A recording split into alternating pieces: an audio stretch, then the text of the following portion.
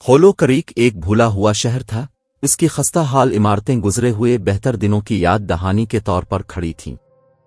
बहुत कम लोग अब वहां से गुजरे और वो जो कभी देर नहीं करते थे। वाहिद जगह जहां कोई जिंदगी नजर आती थी वो शहर के किनारे पुराना गैस स्टेशन था। मैंने इसके परवान चढ़ने के बारे में कहानियां सुनी थीं, अजीब व गरीब वाकयात और भूत प्रेत की कहानियां। मैंने कभी उन पर यकीन नहीं किया जब तक कि मैंने खुद को वहां फंसा हुआ पाया। मैं रात गए वीरान सड़कों पर गाड़ी चला रहा था। बारिश से आसमान भारी था जब मेरी गाड़ी फट गई और मर गई। अपनी किस्मत पर लानत भेजते हुए मैं गैस स्टेशन के सामने एक स्टॉप पर जा पहुंचा। जाबराना अंधेरे में चमकता हुआ नियॉन निशान रोशनी का वाहिद जरिया था। मेरे पास कोई सेल सर्विस नहीं थी और अंदर मदद लेने के सिवा कोई चारा नहीं था। क्रेजी वाले दरवाजे को धकेलते हुए मैंने मध्यम रोशनी वाले अंदरूनी हिस्से में कदम रखा। ये जगह ऐसा लग रहा था कि ये दहाइयों में नहीं बदली थी। धूल से ढकी शेल्फ दीवारों पर कतार में खड़ी थी जिनमें पुराने स्नैक्स और मशरूबात का जखीरा था। पस मंजर में एक पुराना रेडियो सॉकेट बज रहा था जिसने खौफनाक माहौल में इजाफा किया।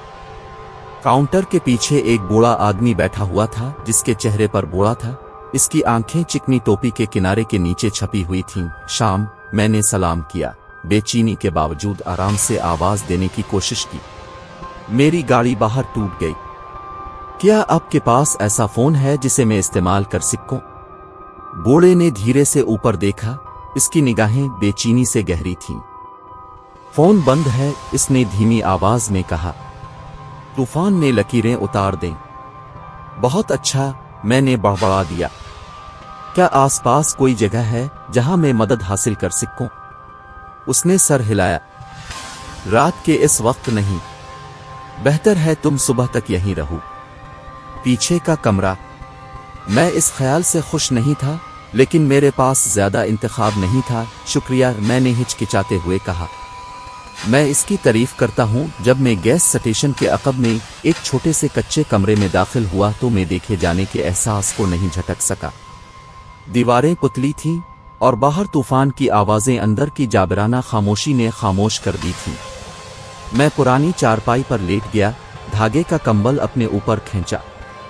थका हुआ मैं जल्द ही सोने के लिए चला गया। मैं अपने दरवाजे के बाहर कदमों की आवाज से बेदार हुआ। उदास और परेशान मैंने अपनी घड़ी पर नजर डाली। अभी आधी रात के बाद था।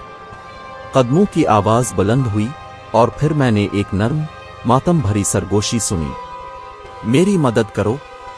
मैं उठ बैठा। मेरा दिल धड़क रहा था। हेलो, मैंने पुकारा मगर कोई जवाब ना आया। मैंने हिचकिचाहट की, फिर अपनी टांगें चारपाई के किनारे पर झूलें और खड़ा हो गया। जब मैं दरवाजे के करीब पहुंचा तो फर्श के तख्ते मेरे वजन के नीचे फट गए। इसे आहिस्ता से खोलकर मैंने मध्यम दालान में झांका। गैस स्टेशन खामोश था। पुराना रेडियो अब बंद है। मैंने कुछ भी गैर मामूली नहीं देखा लेकिन देखे जाने का एहसास पहले से कहीं ज्यादा मजबूत था। एक गहरा सांस लेकर मैं बाहर दालान में दाखिल हुआ। मेरे कदम खामोशी में गूंज रहे थे। हेलो, मैंने फिर पुकारा। मेरी आवाज मुतजलजल हो गई। कोई है वहां? सिर्फ एक ही जवाब था, गरज का दौर रूल। मैं गैस स्टेशन के मरकजी इलाके की तरफ चल पड़ा। मेरी आंखें किसी हरकत के निशान के लिए साए को स्कैन कर रही थीं।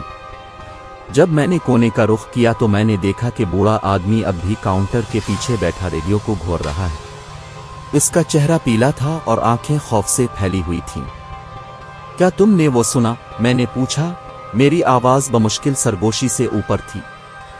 उसने धीरे से सर हिलाया। वो यहां बरसों से है। इसकी आवाज कांपती हुई बोली। जब से हादसा हुआ है। कैसा हादसा? मैंने पूछा। मेरी रीढ़ की हड्डी में सर्दी महसूस हो रही है। यहां एक लड़की मर गई, उसने वजाहत की। रात गए कार का हादसा, बिल्कुल आपकी तरह। इसकी रूह ने कभी नहीं छोड़ा। जैसे ही वो बोल रहा था कमरे का दर्जा हरारत गिरता दिखाई दे रहा था। मैं हुआ में अपनी सांसों को धुंधला हुआ देख सकता था।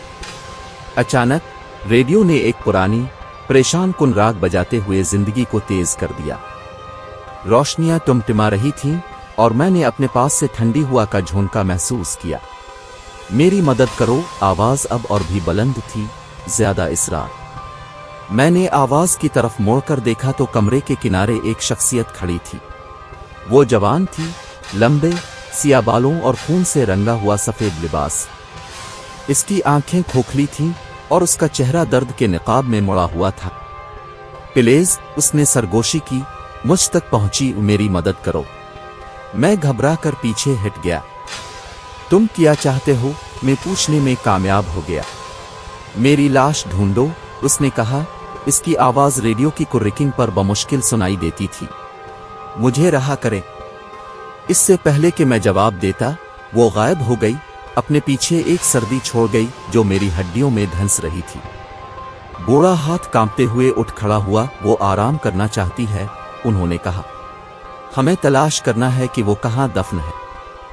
ہم نے مل کر گیس اسٹیشن اور آس پاس کے علاقے کو بھوت کے سرگوشیوں کی مدد سے تلاش کیا۔ یہ طلوع فجر کے قریب تھا جب ہم نے عمارت کے پیچھے ایک پرانا بہت بڑا کنواں دریافت کیا۔ کچھ کوششوں سے ہم غلاف کو ہٹانے اور اندھیرے میں روشنی ڈالنے میں کامیاب ہو گئے۔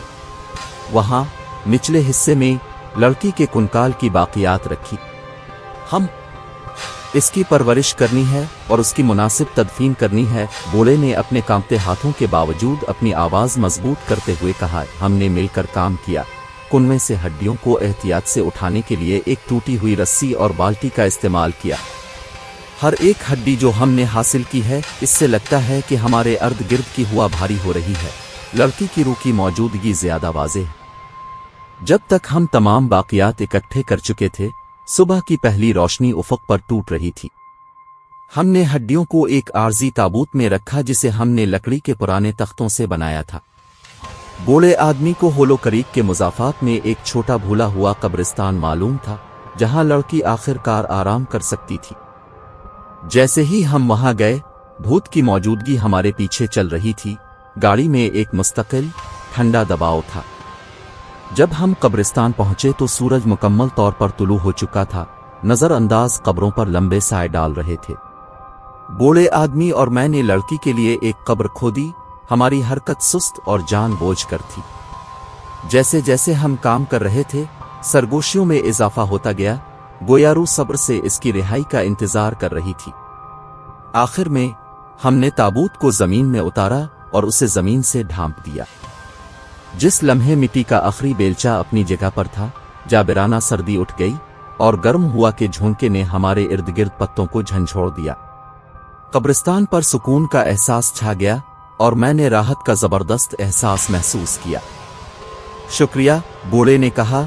اس کی آنکھیں تشکر سے بھر گئیں۔ میں سالوں سے انتظار کر رہا ہوں کہ کوئی اس کی مدد کرے۔ میں نے اس بات میں سر ہلایا، اب بھی ہلایا، لیکن تسلی ہوئی کہ یہ ختم ہو گیا ہے۔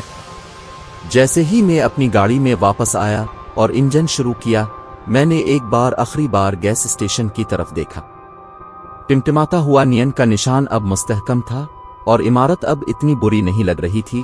ہولو کریک سے دور بھاگتے ہوئے میں مدد نہیں کر سکا، لیکن بند ہونے کا احساس محسوس کر سکا۔ لڑکی کی روح آخرکار سکون میں تھی اور میں اسے اس کے عذاب سے نجات دلانے کا حصہ تھا۔ یہ تجربہ ہمیشہ میرے ساتھ رہے گا، ان دیکھی دنیا کی ایک ٹھنڈی یاد دہانی جو کبھی کبھی ہماری اپنی ذات سے ملتی ہے۔